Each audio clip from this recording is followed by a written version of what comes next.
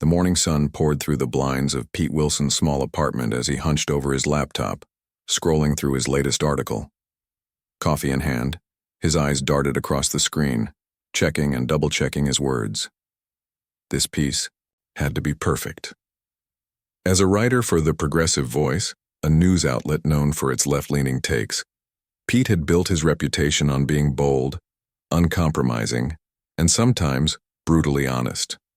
At 32, Pete wasn't exactly new to journalism, but he wasn't a household name either. Not yet, anyway. His boss had made it clear last week that his articles weren't getting enough clicks. People want fire, his editor had told him, tapping a pen against Pete's latest draft. They want something that gets them talking, gets them sharing. Nobody cares about balance these days. Pete took another sip of coffee, now lukewarm, and closed his laptop with a sigh. He had 2 hours before he needed to be at the Beverly Hills Hotel for the film industry charity gala.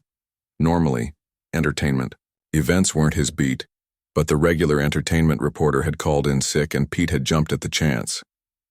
He knew exactly who would be there: Clint Eastwood, Hollywood legend and outspoken conservative. For years, Pete had written pieces criticizing Eastwood's political views. He'd never met the man, of course, but in the echo chamber of online journalism, that hardly mattered. Eastwood represented everything Pete thought was wrong with old guard America: outdated values, privilege, and resistance to change. At least that's how Pete portrayed him in his columns. This could be it, Pete muttered to himself as he rummaged through his closet for something presentable to wear. The big break. The idea had come to him in the shower that morning. What if he confronted Eastwood? Not just a polite question, but really went after him on camera? The video would go viral. His name would be everywhere.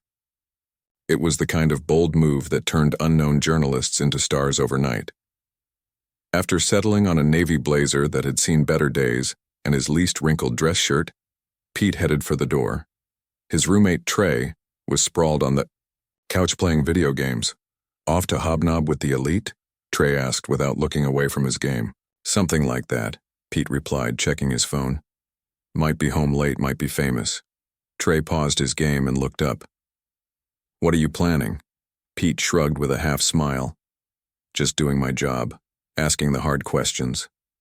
Just don't get yourself fired, Trey called after him as the door closed. The drive to Beverly Hills took longer than expected. LA traffic was brutal, even on a Sunday afternoon. Pete used the time to rehearse what he might say, the questions he could ask, that would provoke the most reaction. His heart raced at the thought. Part of him knew this wasn't exactly the pinnacle of journalistic integrity, but another part, the part that was tired of being overlooked, tired of scraping by in a one-bedroom apartment with a roommate at his age, didn't care. The Beverly Hills Hotel came into view, its pink facade glowing in the late afternoon sun. Pete handed his keys to the valet, trying to act like he belonged among the Bentleys and Teslas pulling up to the entrance. He straightened his blazer, ran a hand through his hair, and headed inside. The ballroom was already packed with Hollywood's elite. Actors, directors, producers, people whose faces Pete recognized from screens both big and small, mingled under crystal chandeliers, champagne glasses in hand. Pete felt distinctly out of place, but he pushed the feeling aside. He was here to work. He spotted Rick, the videographer from his outlet, setting up near the bar. They'd worked together a few times before, and Pete had called in a favor to make. Sure, Rick was assigned to the event. You ready for this? Pete asked, sidling up to him. Rick adjusted his camera. Ready for what, exactly? The press release said we're just getting general footage of the event. Maybe a few softball interviews. If anyone's willing. Pete leaned in closer. Change of plans, I'm going to talk to Eastwood. Rick's eyebrows shot up. Clint Eastwood? The man barely does interviews with major networks these days. What makes you think he'll talk to you? He won't have a choice, Pete said, scanning the room. Not if I approach him directly. On camera. Rick lowered his camera. Pete, I don't know about this. Sounds like a good way to get us both kicked out, or worse. Trust me, Pete said, clapping Rick on the shoulder. This is going to be huge for both of us. Just keep the camera rolling no matter what happens. Rick didn't look convinced, but he nodded reluctantly. Your funeral, man. For the next hour, Pete circulated through the crowd, nursing a single glass of champagne he couldn't really afford to replace, and keeping an eye out for Eastwood. He made small talk with lesser-known producers and actors, but his mind was elsewhere. Where was Eastwood? Had he even shown up? And then, there he was. Clint Eastwood had entered through a side door, accompanied by a small group of people who seemed to be part of his team or foundation. Despite being in his 90s, the man stood tall, his presence commanding respect from everyone in the room. People parted to make way for him, offering handshakes and warm greetings. Pete felt a jolt of nervousness. This wasn't just some political, pundit, or minor celebrity. This was Clint Eastwood, a living legend. For a brief moment, Pete considered abandoning his plan. Was this really the right move? Was this the kind of journalist he wanted to be? But then he remembered his editor's words. He thought about his bank account, perpetually hovering just above empty. He thought about his parents back in Ohio, who still asked when he was going to get a real job. And just like that, his resolve hardened. He's here, Pete said, gesturing to Rick. Get the camera ready. Rick hesitated. Pete, seriously, think about this. There are better ways to make a name for yourself. Like what? Pete snapped. Writing thoughtful pieces nobody reads? I've been doing that for years. This is how the game is played now. You either make waves or you drown. Without waiting for a response, Pete began making his way toward Eastwood, who was now chatting with a small group near one of the tall windows overlooking the hotel gardens. Pete's heart hammered in his chest. He could feel sweat forming on his brow. He glanced back to make sure Rick was following with the camera. The videographer trailed behind reluctantly, camera now raised to his shoulder. A few people looked at them curiously as they passed, probably wondering what minor celebrity they were planning to interview. As Pete got closer to Eastwood, he could hear the actor's familiar raspy voice, softer now with age but still unmistakable. He was telling a story about a film set from decades ago, and the small group around him was laughing appreciatively. Pete took a deep breath. It was now or never. He stepped forward, positioning himself at the edge of the circle. Mr. Eastwood, he said, his voice louder than necessary. Pete Wilson from the Progressive Voice. Eastwood turned, his piercing blue eyes landing on Pete with a look of mild curiosity. The conversation around him quieted. I was hoping to ask you a few questions, Pete continued, aware that Rick had now positioned himself just behind his right shoulder, camera rolling. Eastwood gave a slight nod, though his expression suggested he wasn't familiar with Pete's outlet. What can I do for you, young man? Pete felt a surge of adrenaline. The legendary actor was actually going to engage with him. For a split second, he considered playing it straight, asking legitimate questions about Eastwood's charity work or his latest project. But then he remembered why he was here. His 15 minutes were waiting. All he had to do was reach out and grab them. Actually, Pete said, his voice taking on an edge that caught the attention of nearby guests. I've been writing about you for years, about how your views represent everything wrong with old Hollywood, everything wrong with America, really. A murmur went through the small crowd.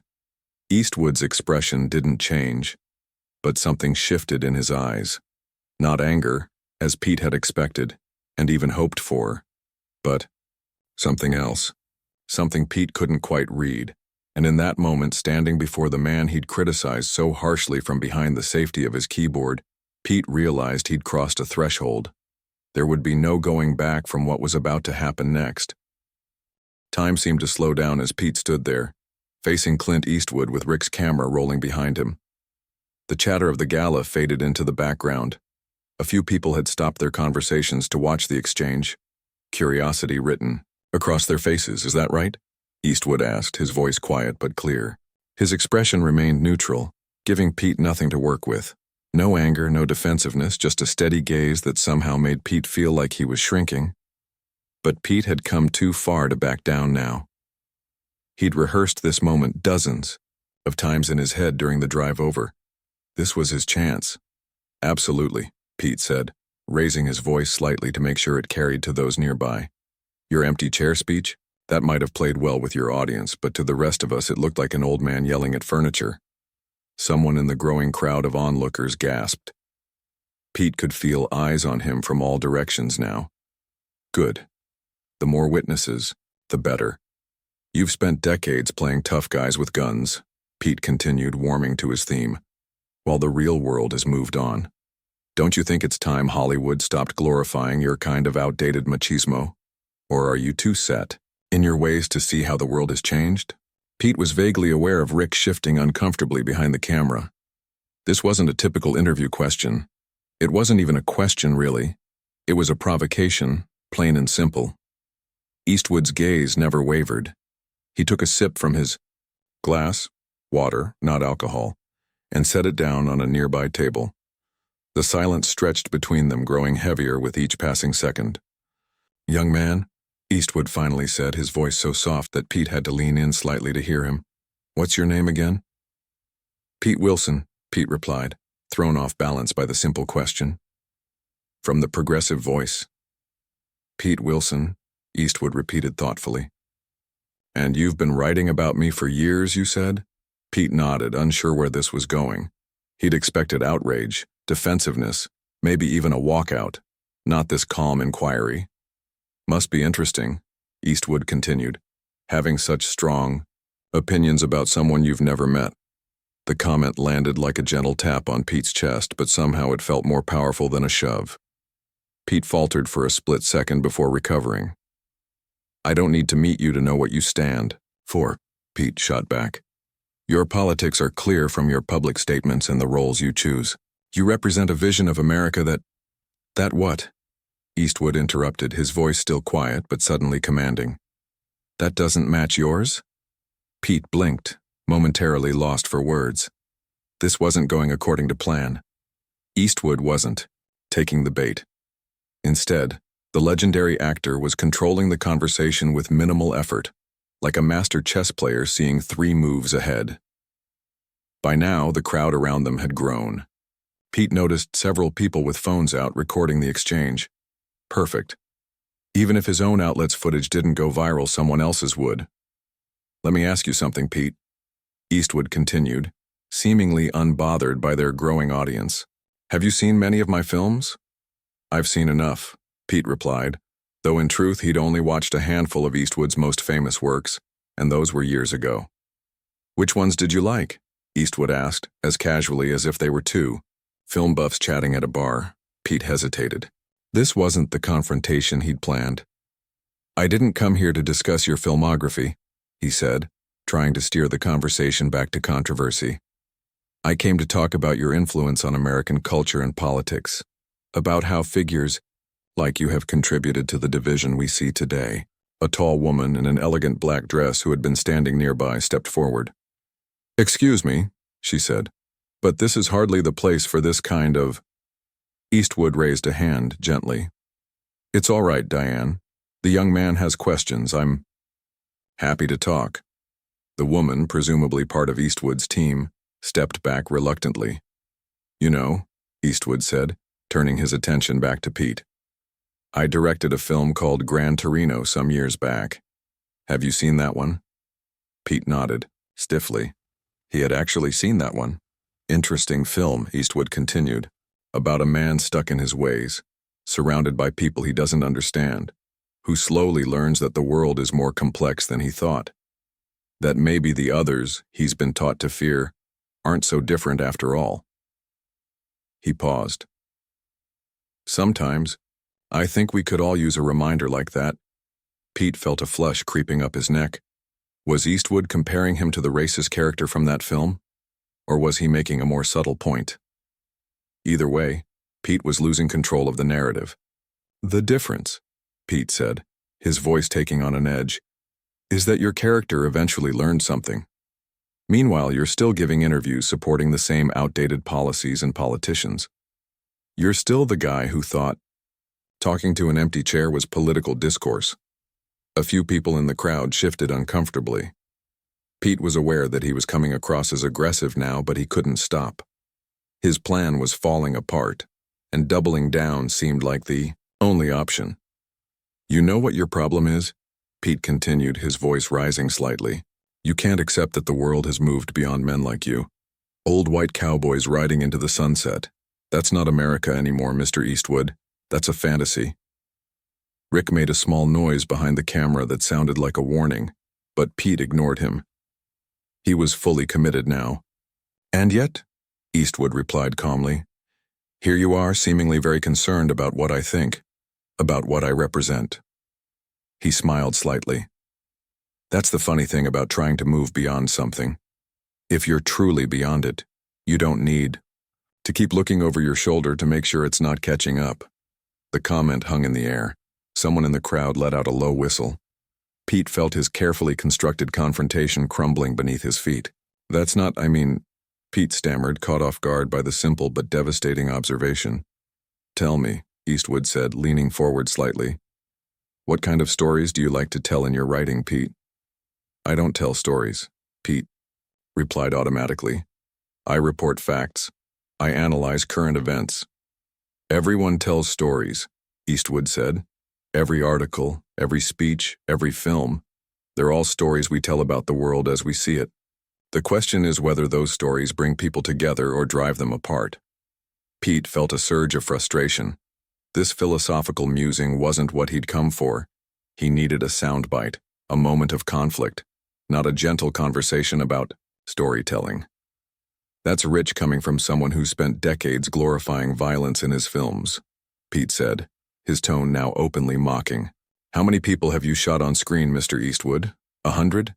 200? And now you want to lecture me about bringing people together?" The room had grown so quiet that Pete could hear the ice clinking in someone's glass several feet away. Rick had stopped shifting behind the camera and was now perfectly still, as if afraid that any movement might make the situation worse. Eastwood didn't respond immediately. For a long moment, he simply looked at Pete, his expression not angry, but almost curious, as if Pete were a character in one of his films whose motivations he was trying to understand. Finally, Eastwood spoke, his voice even softer than before. "You know, I've played a lot of characters in my time. Some good, some bad, some somewhere in between. But they were characters, Pete. Stories, not real life." He gestured around the room. "Real life is more complicated. Real people are more complicated. Even old white cowboys like me." A hint of that famous Eastwood half-smile appeared briefly. Pete felt suddenly exposed, as if everyone in the room could see through his performance to the insecurity beneath. This wasn't how confrontations were supposed to go. Where was the anger? Where was the defensive outburst that would make his video go viral? "So you're saying your politics are just another character?" Pete tried, grasping for a way to salvage the situation. "That your support for divisive policies is just an act?" Eastwood shook his head slowly. "No, I'm saying that reducing anyone, you, me, anyone in this room, to a simple political label does us all a disservice. The world needs fewer labels and more conversations, real ones, not setups for social media moments." Pete felt the comment like a direct hit. Somehow, without raising his voice or showing a hint of anger, Clint Eastwood had seen right through him, right through his plan, and called him out in front of everyone. And the worst part was, Pete had a sinking feeling that when this footage did go viral, as it surely would, it wouldn't be for the reasons he'd hoped. Pete stood there, microphone still gripped tightly in his hand, feeling as though the floor beneath him had suddenly dropped 6 inches. The crowd around them had grown larger, their faces a mix of fascination and second-hand embarrassment. He could feel their judgment like a physical weight. "Look," Pete said, trying to regain his footing. "You can dress it up however you want, but at the end of the day, your politics have real consequences for real people. That's not just a story or a character." Something changed in Eastwood's eyes. Then, not anger, but a deepening interest, as if Pete had finally said something worth engaging with. "You're right about that," Eastwood said, nodding slowly. "Politics do have consequences, but so do the ways we talk about politics. So does turning neighbors into enemies because they vote differently." He gestured around the room, So does coming to an event like this looking for conflict instead of conversation. Pete felt his face grow hot. I'm just doing my job, asking the hard questions that other journalists are too afraid to ask. Eastwood's eyebrow raised slightly. Is that what you're doing, asking questions? Sounds to me like you've already made up your mind about the answers. Rick shifted behind the camera, and Pete could almost feel his videographer's discomfort. This wasn't the explosive confrontation they'd hoped for. Instead, Eastwood was responding with the calm confidence of someone who had nothing to prove. And somehow that was worse than any angry outburst would have been. Fine, Pete said, deciding to pivot. I'll ask a real question. How do you justify supporting policies that hurt the most vulnerable people in our society? That roll back protections for— Hold on, Eastwood interrupted gently. Before we go there, I'm curious about something. What do you know about my actual voting record? My actual policy positions? Not what you've read online or assumed from interviews, but what I've actually supported? Pete opened his mouth, then closed it again. The truth was, he'd based most of his assumptions about Eastwood's politics on a handful of public appearances and what other liberal writers had said. He'd never actually researched the man's full political history or charitable work. I know enough, Pete said defensively. I know which party you support. I know about your speech at the convention. I know you've made comments about political correctness that— So headlines mostly, Eastwood cut in, not unkindly. Sound bites. A woman in the crowd let out a short laugh before quickly covering her mouth. Pete shot a glare in her direction. Tell you what, Eastwood said, setting his glass down and crossing his arms loosely. Why don't you turn off the camera, and we can have a real conversation? Just you and me. No performance, no audience. Just two Americans talking about the country we both love. The offer caught Pete completely off guard. This wasn't how these confrontations were supposed to go. The target was supposed to get angry, defensive, or storm off, giving him the viral moment he needed. They weren't supposed to invite you to coffee. I can't turn off the camera, Pete said. My viewers have a right to hear what you have to say. Your viewers, Eastwood repeated thoughtfully. And what do you think they want to see right now? A fight? An old man losing his temper? Or maybe something more surprising, like two people with different views finding some common ground? Pete didn't have an answer for that. The truth was, he'd only thought about what would get clicks, not what might actually be valuable for his audience. I don't think we have much common ground to find, Pete said, but his voice had lost some of its edge. You might be surprised, Eastwood replied. For instance, I bet we both want good schools for kids, safe neighborhoods, fair pay for honest work. The details of how to get there, that's where we might differ. But the goals? Probably not as far apart as you think. A murmur of agreement ran through the crowd. Pete noticed a few people nodding. That's oversimplifying things, Pete argued. But he could feel his righteous anger fading, replaced by a creeping sense of doubt. The policies you support. Have you asked me which policies I support? Eastwood interrupted, his voice still remarkably gentle for a man being publicly confronted. Or did you come here tonight with a script already written in your head? The question hit uncomfortably close to home. Pete had indeed come with a script, not written down, but clear in his mind. Eastwood was supposed to play the angry conservative, and Pete would be the bold, truth-speaking journalist. But Eastwood wasn't following the script. The thing about scripts, Eastwood continued as if reading Pete's thoughts, is that real life rarely follows them. That's what makes it interesting. He gestured toward Rick and the camera. That's why people still go to movies, even though they could stay home and watch something on their phones. They want to be surprised, they want to see something real. Pete became acutely aware that his planned confrontation had transformed into something else entirely. A public lesson in humility that he never asked for. Mr. Eastwood, came a voice from the side. A man in a dark suit approached. Sorry to interrupt, but they're asking for you on stage in 5 minutes. Eastwood nodded to the man before turning back to Pete. Looks like our time is almost up. He reached into his jacket pocket and pulled out a small leather case. From it, he extracted a business card and held it out to Pete. My personal number is on the back. If you're interested in that real conversation, no cameras, no audience, give me a call. Pete stared at the card, momentarily frozen. This wasn't how confrontations ended in the viral videos he'd studied. The target wasn't supposed to offer their personal phone number. They weren't supposed to invite further conversation. Almost automatically, Pete reached out and took the card.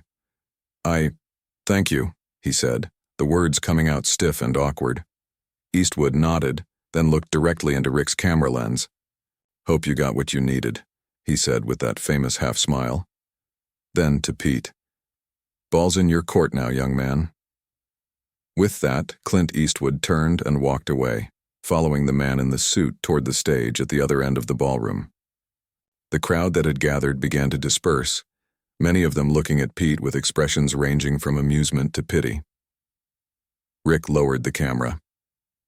Well, he said after a moment of uncomfortable silence. That was not what I expected. Yeah, Pete agreed, staring down at the business card in his hand. Eastwood's name was embossed in simple black letters on cream-colored stock. He flipped it over and saw a phone number written in blue ink. It looked genuine. You gonna call him? Rick asked, already packing up his camera equipment. I don't know, Pete said honestly. What would I even say? Rick shrugged. Maybe sorry for being a jerk would be a good start. Pete shot him a look. Whose side are you on? Yours, Rick said without hesitation. Which is why I'm telling you that what just happened isn't going to play the way you think when we post it. What do you mean? Rick gestured toward where Eastwood had been standing. Dude, he just handed you your ass without raising his voice or saying a single unkind word. Meanwhile, you came off like... Like what? Pete demanded, though he was pretty. Sure, he already knew the answer. Like exactly what you were trying to make him look like, Rick said bluntly. Angry, closed-minded, more interested in scoring points than having a real conversation. Pete felt his stomach sink. Rick was right. The footage they'd captured wasn't going to make Eastwood look bad. It was going to make Pete look terrible. And based on the number of phones he'd seen recording in the crowd, there would be multiple angles of his humiliation circulating online by morning.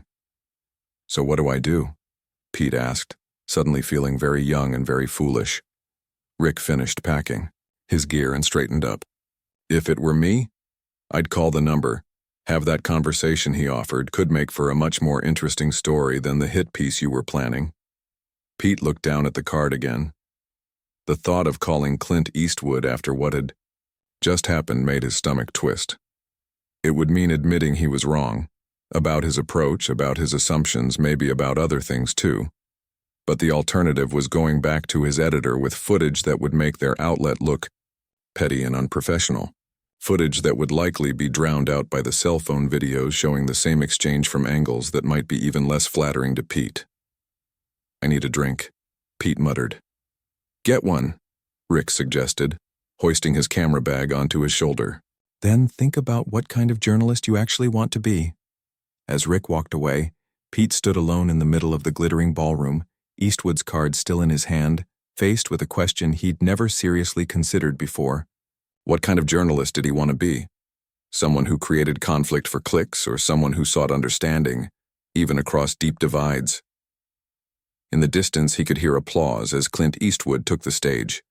Even from here, Pete could see the respect the room had for the man, not just as an actor or director, but as someone who had just handled a public ambush with unexpected grace. Pete slipped the card into his pocket and headed for the bar. He had some thinking to do. The next morning, Pete woke up with a pounding headache and a sense of dread. He reached for his phone on the nightstand and winced at the screen. 27 text messages, 43 email notifications, and countless social media alerts. It had already begun. He sat up slowly, running a hand through his disheveled hair. After leaving the gala last night, he'd stopped at a bar on the way home and had one too many drinks, trying to wash away the embarrassment of his encounter with Eastwood. Now, in the harsh light of day, he had to face the consequences. With a deep breath, he opened Twitter. Just as he feared, clips of the confrontation were everywhere.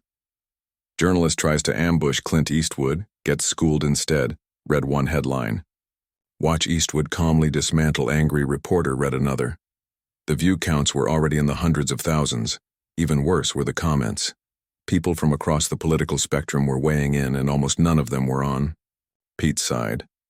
Conservatives were mocking him, of course, but even users who identified as liberals were criticizing his approach. This is why people don't trust the media, one comment read, going in with an agenda instead of actual questions. I'm as progressive as they come, read another, but this reporter made us all look bad, not how you change minds. Pete groaned and tossed his phone onto the bed. He'd gone to that gala hoping to make a name for himself, and he'd succeeded, just not in the way he'd intended. His phone buzzed with an incoming call. It was his editor, Tom. Pete stared at the screen, letting it ring several times before finally answering. Hey, he said, trying to sound casual. What the hell happened last night?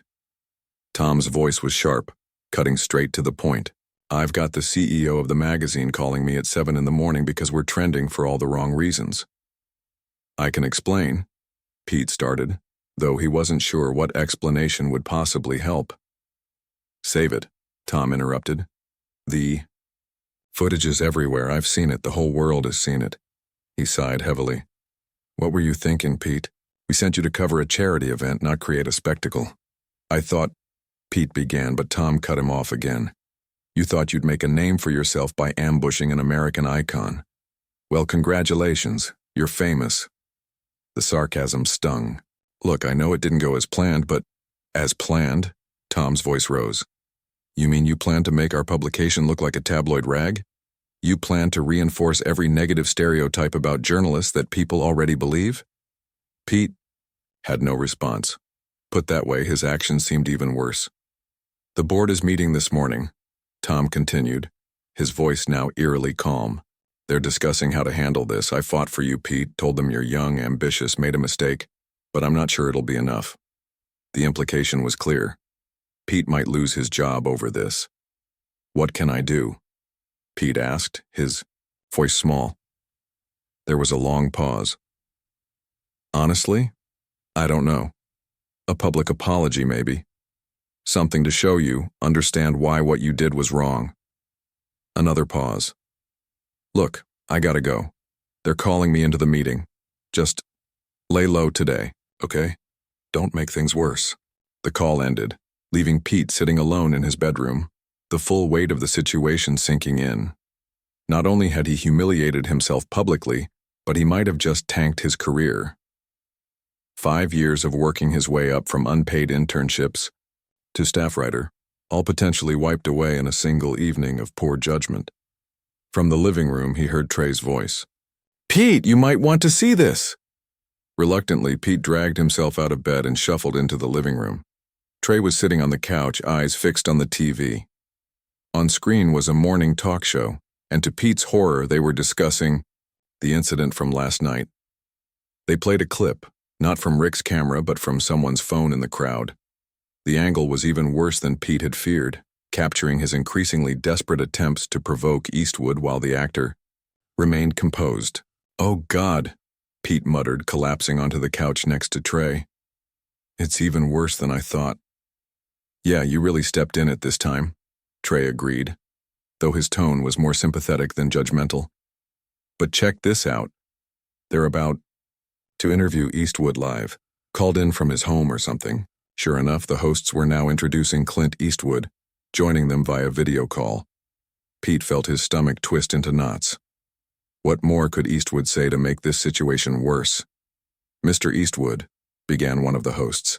We've all seen the viral video of your interaction with a journalist last night. Many people are praising how you handled the situation. What was going through your mind during that confrontation? Eastwood's face filled the screen, his expression thoughtful. Well, first of all, I wouldn't call it a confrontation, he said in that familiar raspy voice. It was a conversation between two Americans with different views. Nothing more. Nothing less. Pete blinked in surprise. That wasn't how he would have described it.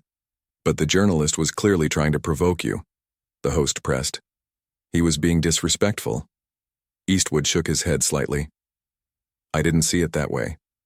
I saw a young man passionate about his beliefs. Maybe his approach wasn't ideal, but passion isn't a bad thing. This country was built on passionate disagreement. Pete leaned forward, unable to believe what he was hearing. Eastwood was defending him? So you're not angry about how he approached you? The host asked, clearly surprised as well. Life's too short for anger, Eastwood replied with a small shrug. Especially at my age. That earned a light chuckle from the hosts. Look, we've become a country where people would rather fight than listen, where scoring points is more important than finding solutions. I'm as guilty of that as anyone sometimes. But last night reminded me that there's always a choice. We can keep widening the divide, or we can try to build some bridges. The host nodded thoughtfully. And what would you say to that journalist if he was watching right now? Eastwood looked directly into the camera, and Pete had the uncanny feeling that the man was somehow looking right at him. I'd say the same thing I said last night. The offer still stands. Real conversation, no cameras. Sometimes the most important talks happen away from the spotlight. Pete felt something shift inside him. Eastwood could have easily used this moment to criticize him further, to pile onto the public shaming that was already happening. Instead, he was still extending an olive branch. Wow, Trey said as the interview moved on to discussing Eastwood's charity work. That was unexpected. Yeah, Pete agreed quietly, his mind racing. He reached into his pocket and pulled out Eastwood's card, which he'd kept from the night before. The phone number on the back seemed to stare back at him, a challenge and an opportunity. Before he could overthink it, Pete grabbed his phone and dialed the number. His heart pounded as it rang once, twice, 3 times. He was about to hang up when a voice answered. Hello? It was unmistakably Eastwood. Pete's mouth went dry. Mr. Eastwood, this is Pete Wilson, from last night. There was a brief pause and Pete braced himself for rejection. But then Eastwood spoke, his voice surprisingly warm. Pete, I was hoping you'd call. You were? Pete couldn't keep the surprise from his voice. Sure, Eastwood replied. Meant what I said about that conversation. Pete took a deep breath. I just saw you on TV. You could have thrown me under the bus, but you didn't. Why? There was a thoughtful pause before Eastwood answered. Because throwing people under buses doesn't solve anything. Just creates more anger, more division. We've got enough of that already, don't you think? The simple wisdom of the statement hit Pete hard. Yeah, he admitted. We do. So, Eastwood continued, about that conversation. You free for coffee tomorrow morning? There's a small place near my hotel. Quiet, no cameras. Pete hesitated only briefly. I'd like that. Good, Eastwood said. 10 o'clock? I'll text you the address. 10 works, Pete replied, still somewhat stunned that this was happening. And, Mr. Eastwood, thank you for not making things worse for me. Call me Clint, Eastwood said. And you're welcome. See you tomorrow, Pete. As the call ended, Pete sat there, phone in hand, trying to process what had just happened. By all rights, Clint Eastwood should hate him, should want nothing to do with him. Instead, he was going to have coffee with the man. Everything okay? Trey asked, eyeing Pete curiously. I'm having coffee with Clint Eastwood tomorrow, Pete said, the words sounding surreal as he spoke them. Trey's eyebrows shot up. Seriously, after what happened? Pete nodded slowly. Apparently so. What are you going to say to him? It was a good question. What do you say to someone after you've publicly tried to humiliate them, only to have them respond with grace and wisdom? I don't know, Pete admitted. But I think I'll start with, I'm sorry. Trey nodded approvingly. Not a bad place to start. Pete's phone buzzed with a text from Tom. Board meeting over. Need to talk. Call me. The anxiety returned instantly. Despite Eastwood's unexpected kindness, Pete's career might still be over. But somehow that didn't seem quite as devastating as it had an hour ago. Something more important was happening. A lesson he needed to learn, a conversation he needed to have. Whatever came next, Pete had a feeling it would be more meaningful than the viral moment he'd been chasing. The coffee shop was tucked away on a quiet side street, far from the usual celebrity hotspots in Los Angeles. Pete arrived 15 minutes early, his stomach in knots. He'd barely slept the night before, rehearsing what he might say to Clint Eastwood, a man he'd tried to publicly embarrass just 2 days ago. The place was small and unassuming. Worn leather chairs, wooden tables polished by years of use, and the rich smell of fresh coffee hanging in the air. Pete chose a table in the corner away from the windows and ordered a black coffee just to have something to do with his hands. His conversation with Tom the previous day had gone better than expected. The board had decided not to fire him, yet. Instead, he was suspended for 2 weeks without pay, and his future at the publication would depend on how he handled the fallout. Tom had suggested a public apology, but Pete had another idea, one he hoped to discuss with Eastwood today. At precisely 10 o'clock, the door opened, and Clint Eastwood walked in. Despite his age, he moved with the easy confidence that had made him a star. He wore a simple gray sweater and jeans, no Hollywood flash, just a man getting coffee. A few heads turned, whispers of recognition passing between customers, but no one approached him. Eastwood nodded politely to the barista and made his way to Pete's table. Pete stood awkwardly, unsure whether to offer a handshake. Eastwood solved the dilemma by extending his hand first. His grip was firm but not aggressive, the handshake of someone with nothing to prove. "Pete," he said simply. "Glad you made it." "Thank you for meeting me," Pete replied, trying to keep his voice steady. "Especially after, well, you know." Eastwood settled into the chair across from him. "We all have bad days, moments we wish we could take back." He glanced toward the counter. "Mind if I grab a coffee before we talk?" "Of course," Pete said, mentally kicking himself for not offering. "Can I get it for you? It's the least I could do." Eastwood waved him off with a small smile. "I can still manage to order my own coffee." He stood and walked to the counter, exchanged a few friendly words with the barista, and returned a few minutes later with a steaming mug. "Black coffee," Eastwood noted, looking at Pete's cup. "Me too. Some things don't need to be complicated." An awkward silence fell between them. Pete had rehearsed a dozen openings in his head, but now that Eastwood was sitting across from him, all of them felt inadequate. "Mr. Eastwood," he began. "Clint," Eastwood corrected gently. "Clint," Pete amended. "I owe you an apology. What I did at the gala was unprofessional, disrespectful, and wrong. I'm sorry."